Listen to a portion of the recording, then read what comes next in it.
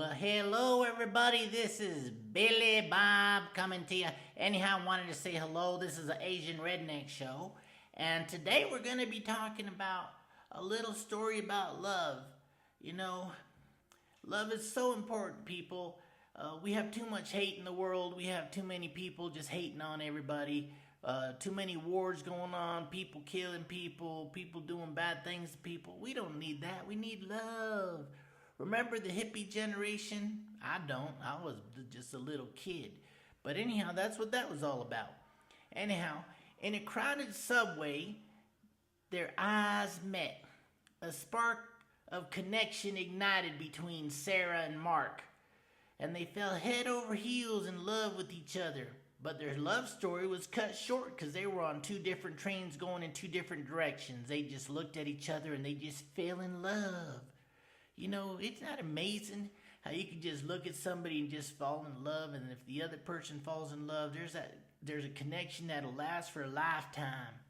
Well, years passed and life moved on, and Sarah chased her dreams. She went to work and Mark went to work. He pursued on his own path, and yet they never forgot that they both saw the glimpse of a person in a subway train going the opposite way, and they fell in love.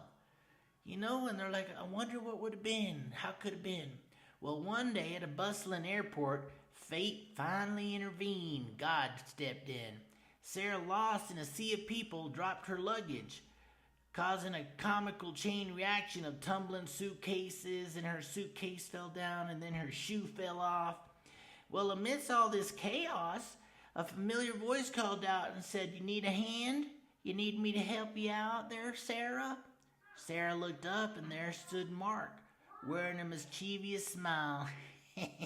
Probably like my smile. I got such a cute smile. People tell me that all the time. They just don't say it out loud. Anyhow, their laughter intertwined. You know, they both started laughing at each other, and echoing throughout the terminal, capturing the attention of curious onlookers. As they shared stories of the years gone by, they marveled at the whimsical twists of destiny. Love, having weathered the time and distance, had brought them back together again. In a whirling wind of joy, Sarah and Mark vowed never to part again, and they both got married. Oh, isn't that cute? They both got married.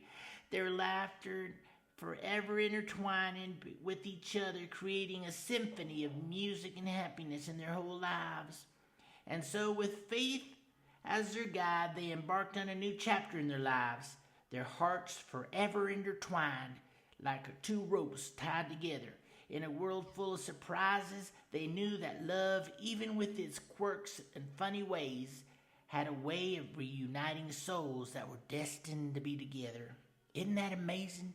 So here's two people that they just looked at each other and they just knew. And years passed by, and all of a sudden they met again, and they still loved each other, and they loved each other so much that they stared into each other's eyes, and they just said, "Oh, you're so beautiful."